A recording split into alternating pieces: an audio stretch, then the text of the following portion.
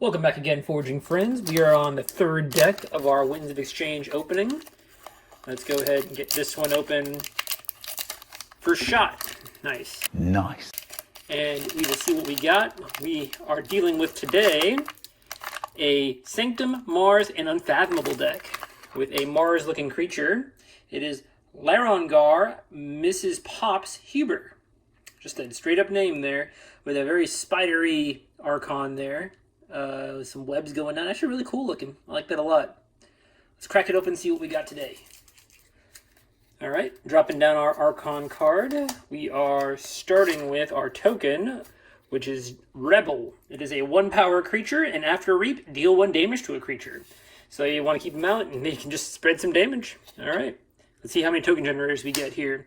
Starting with Unfathomable, we have the upgrade with an Amber Pip, Toxicuta Venom. This creature gains poison, so we can give anything that's a good fighter poison. Pretty cool. We've got Gilt Spine Neckcatcher, a 2-power creature with after reap, exhaust a creature. Good to have some disruptive effects there. We have Covetous Hema, a 3-power creature, and while it's not in a flank, it gains elusive, and play capture 3 Amber. Good Amber control. We have Befuddle, an action card with an Amber Pit. Choose a house in your opponent's identity card. During their next turn, they cannot play cards of other houses. Oh, wow. So you can really, that's really disruptive. That's a really good card. You can just basically choose their house for them. Nice. Adult Swim is an action card with an Amber Pip. Put each creature with power 3 or lower on top of its owner's deck in a random order. Good for smaller creatures. And we have Sanctum and Unfathomable, so we have some smaller creatures potentially in this deck, so we may or may not want to use this. We'll see. Got 2, and this one's got a capture pit. Got Bubbles, a 5-power creature. Put an enemy creature on top of its owner's deck. Good creature control. Very nice. We got 2 of him. We got 3 of him, and this one's got a damage and a draw pip. What a time to be alive. Wow, that's some good creature control. Yeah, Thundertoe, an action card with an Amber Pip. Exhaust 2 creatures. Deal 2 damage to each exhausted creature. Very cool. More ways of exhausting creatures. Like that. Illusions of Grandeur is an action card with an Amber Pip and a capture pip. Choose a house on your opponent's identity card. If your opponent does not choose that house as their actual active house on their next turn, gain 3 Amber. So you have to basically choose their house, or you gain a bunch of Amber. Basically, maybe half a key. That's pretty cool. We have the rare artifact, Offering to Kilowog. It's got a capture pip and a damage pip. Omni, destroy a friendly creature. If you do, choose a creature in your discard pile, place it face down under Offering to Kilowog. And Omni, make each card under Offering to Kilowog a token creature as if the card was on top of your deck. Oh, okay. Alright, so we get to destroy a token, and then anything in our discard pile we can make into a potential token creature later on. Interesting. So I guess you activate both Omni abilities at the same time. That's a really interesting card. So you'd activate it, and then you destroy a creature, and then get from something, recur something from your discard pile back underneath this card. And then at the same time, whatever's underneath this card becomes a token creature. I think both effects happen whenever you use this. That's pretty cool. Wow, you're basically just making token creatures every turn with that. Neat. Going on to Sanctum, we have Taxing Journey, a action card with an Amber Pip.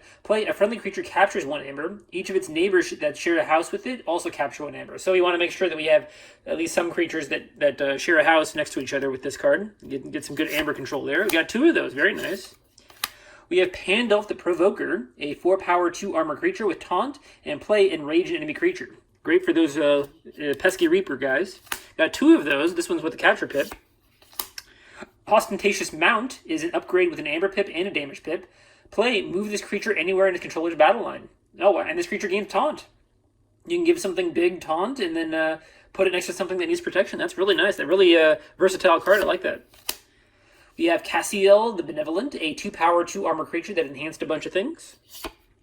Got 2 of those. This one with an Amber Pip. We have Celestial Gorm, an artifact with an Amber Pip. Omni, destroy Celestial Gorm and return each other artifact to its owner's hand. It's some mass artifact control. Even though it doesn't destroy them, it gets rid of a whole bunch of them for a turn at least. We have Absolve, an action card with 2 Amber Pips, a capture pip, and a damage pip. This one's stacked. It has heal 1 damage from each creature. Each creature healed this way captures 1 from its opponent. Very cool. So, I mean, obviously it's better if we have a bunch of creatures on our side that are damaged, but man, this is a card that I'd probably play anyway, no matter what. It's got so much value to it. We have Squire Recruitment, an action card with an Amber Pip. Play and make a token creature for each friendly night creature. Very cool. We have to look back at how many night creatures we have, but I think we already have a couple. Nice. Very cool. Martyr of the Vault, a 4-power, 1-armor creature. That's when destroyed, your opponent has 7 or more amber. They lose all but 5. Oh my gosh! Wow. So that's basically a that classic card from Sanctum. I'm blanking on it now, but yeah, you know, if you can destroy this on command, you can basically, it's just a huge amount of amber control. Great card. Renewed Life, action card with an Amber Pip. Play a fully healed creature and make a token creature for each damaged healed this way. Oh my gosh. If we can heal something quite a lot, I mean, there's a lot of potential with that card. That's crazy. That's a rare too, yeah. If we can fully heal a creature for a lot, that's a lot of token creatures right there. Moving on, we're on Mars now. We have Yixlix Mesmerist, a 5-power creature with action. A creature captures 1 from its own side. Very cool. Some amber control there.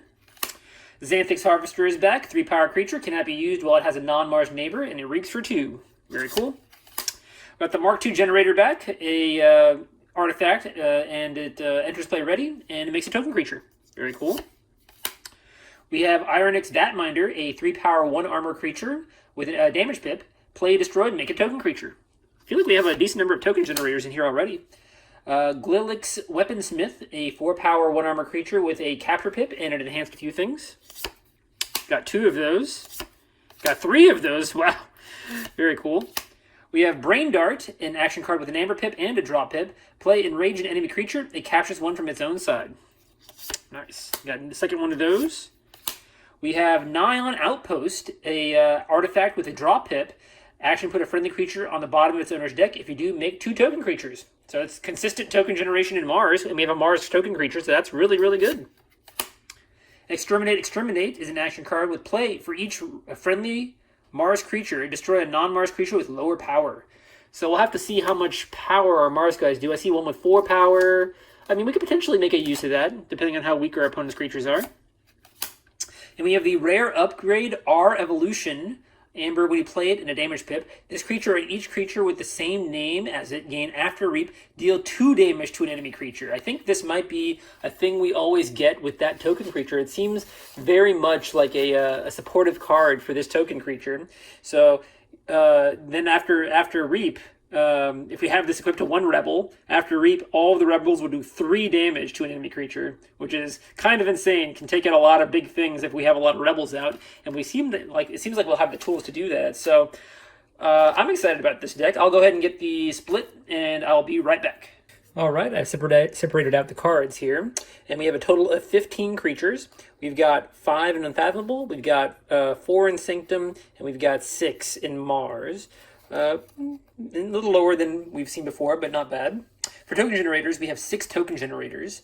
We have 1 in Unfathomable, 2 in Sanctum, and 3 in Mars. We have that 1 generator for each friendly night creature. So we have 4 knights in this deck. So, you know, odds are we'll only have like 1 or 2 at max from that. And then this one we have, the highest power creature we have is a 5-power creature. So most we can get out of this is 4.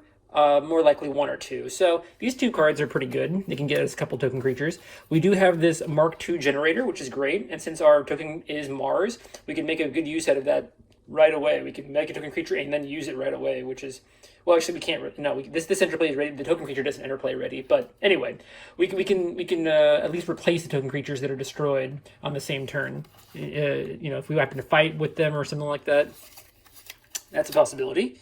And then looking at Ember on the cards, we have 18 to 21. I have that range there because of Illusions of Grandeur. Yeah, this card. More often than not, I doubt your opponent's going to give you 3 free Amber, but it might come in handy sometimes. Maybe early game, your opponent kind of doesn't think that this is going to matter so much. But yeah, I mean, that's a lot of Amber. This deck has quite a lot of Amber generation, which is really good. Amber control, we have 12.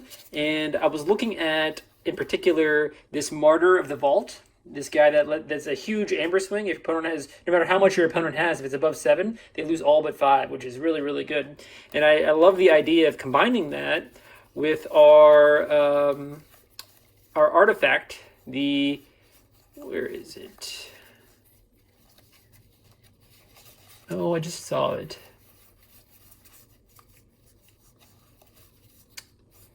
So this is all the amber cards. Yeah, so with Offering to Kilogog, we can destroy that Sanctum guy on any turn, right? So we can destroy him, get that effect on any turn, and just completely remove our opponent's amber, which is really, really cool. And then get a token creature out of it too. I also misread this card. I think you can pick which ability you want to get. You use it, and then you either destroy a friendly creature and put one underneath it, or you make each one that's underneath it a token creature, which can be a huge swing. Like you can just get a whole bunch of those little Mars Rebel guys out at the same time, and then the next turn you call Mars and you just swing for a whole bunch, 1 to 3 if you have that upgrade out. That could be insane. I mean, your opponent might have a board wipe, but I mean, that'd be kind of a timer you put on their board, pretty much. Looking at artifact control, we have that one, that artifact in Sanctum that lets us put artifacts back in the hand. Creature control, we have 15.5. I have the Exterminate called out here in particular, that one that let us destroy, for each friendly Mars creature, destroy a non-Mars creature with lower power. We have one Mars creature that's got 5 power, and we have a few that have 4, and I think 1 or 2 that have like 3 power. Yeah, we have these guys that have 4, and 1 or 2 that have 3. So we have a good range here. We can potentially get some kills off of that. For the Adult Swim, 1/3 of our creatures are 3 power or lower, which isn't as much as I thought. So we might not be too bad off using the Adult Swims to kind of get some board advantage there, which is really cool. And on top of that, we have a way of potentially using that Adult Swim to our advantage. If, for example, we were to have this Ironix Vatminder out, we could play him and then get that token creature, then put him back in our deck, draw him again, play him, make another token creature, recur him that way, which is pretty cool. Looking at efficiency, we have, I said 0 to 3 because of that Adult Swim. If we do end up getting at least one creature on the top of our decks, that is negative efficiency. So it could be a good thing or a bad thing, but we do have 3 draw pips on our deck. So 3 draw pips, and then we have some Adult Swim. I think we have, how many Adult Swims do we have? Do we have 3 or do we have 2? We have 2, so I'll actually say 1 to 3, depending on how these end up going. And then going to recursion, the Adult Swims, we can reuse, as I said before, certain things if we want to, certain creatures, if we happen to have them out. And then for disruption, I have 2 because of those 2 unfathomable cards that let us kind of pick our opponent's turn, the Befuddle and the Illusions. The Befuddle is like a straight up, you decide what house they play, and the Illusions is kind of like an incentive to play a certain house, but they don't have to follow it. So both of these are very good, very disruptive. You kind of make our opponent kind of second guess what they want to do. So overall, a kind of an interesting deck. I think I'm also interested in playing this one at the locals coming up soon.